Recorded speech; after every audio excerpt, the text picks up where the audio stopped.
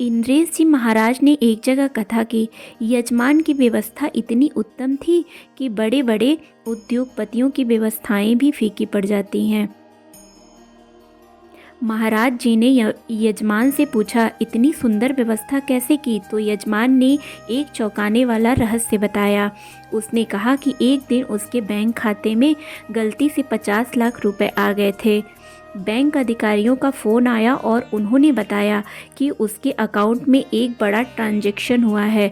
यजमान तुरंत बैंक गया और अधिकारियों को बताया कि यह पैसा उसका नहीं है और जिसने भी भेजा है उसे संपर्क करें। बैंक ने संबंधित फाउंडेशन या ट्रस्ट के का बैंक अधिकारियों ने बताया कि यदि 15 दिन के भीतर अगर कोई दावा नहीं करता है तो ये पैसा यजमान का हो जाएगा, लेकिन उसे टैक्स जमा करना होगा। इस दौरान यजमान ने मन में ठान लिया कि इस धन का उपयोग वह अपने व्यक्तिगत कार्यों में नहीं करेगा। उसने राधा कृष्ण से प्रार्थना की और निर्णय लिया कि इन पैसों से एक भव्य श्रीमद् भागवत कथा कराई जाएगी, जिसमें पूरे शहर के लोग शामिल होंगे। कथा के लिए भोजन, लंगर और ठहरने की उत्तम व्यवस्था भी की जाएगी ताकि अधिक से अधिक लोग कथा का लाभ ले सकें।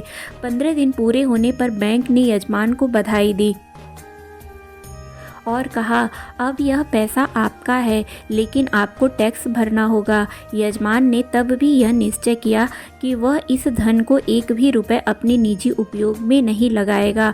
उसने पूरी राशि कथा में लगाने का संकल्प लिया और एक भव्य कथा का आयोजन किया।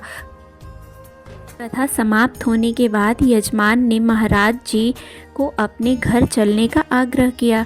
जब महाराज जी यजमान के घर पहुंचे तो उन्होंने देखा कि वह खुद बहुत ही गरीब है, मकान में एक छोटे से कमरे में रहता है। जब महाराज जी ने पूछा कि इतने पैसे होने के बावजूद उसने अपना खुद का घर क्यों नहीं बनाया या अपने कर्ज क्यों नहीं चुकाए, तो यजमान का उत्तर सुनकर महाराज जी भावुक हो गए।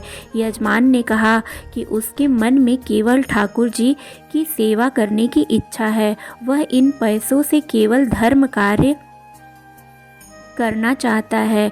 महाराज जी ने देखा कि यजमान जिस मकान में रहता है उसके नीचे के कमरे किसी और के थे और वह खुद छत के बने छोटे से कमरे में परिवार के साथ रहता था। इस साधारण जीवन के बावजूद उसने इतना बड़ा त्याग किया। महाराज जी को लगा कि यह सब श्री जी की कृपा से ही हुआ है। यहाँ तक कि जो ट्रस्ट ने पैसा भेजा था उन्होंने भी कभी कोई संपर्क नहीं किया और न ही पैसे की कोई रकम मांगी। महाराज जी ने हंसते हुए कहा, शायद वह ट्रस्ट भी ठाकुर जी ने ही बनवाया होगा ताकि यजमान से कथा कराई जा सके। कथा के बाद भी यजमान के पास कुछ पैसे बच गए थे। उसने महाराज जी से पूछा कि अब इस बचे हुए पैसे का क्या करें। महाराज जी ने कहा कि कोई भी व्यक्ति होता है तो इन पैसों से अपना घर बनाता, कर्ज चुकाता था, लेकिन यजमान ने ऐसा कुछ भी नहीं किया।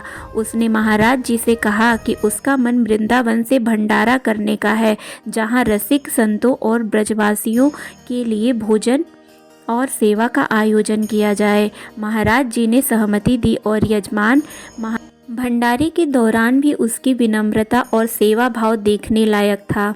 बड़े बड़े उद्योगपति भंडारों में रुपया बांटते हैं, लेकिन यजमान ने हर किसी के लिए सेवा और भोजन की और अपने निजी उपयोग के लिए एक भी रुपया खर्च नहीं किया। तो दोस्तों, इसीलिए कहते हैं अगर कोई किसी के लिए अच्छा करता है तो उसके साथ हमेशा अच्छा होता है। राधे राधे, जय श्री कृष्णा, जय माता दी।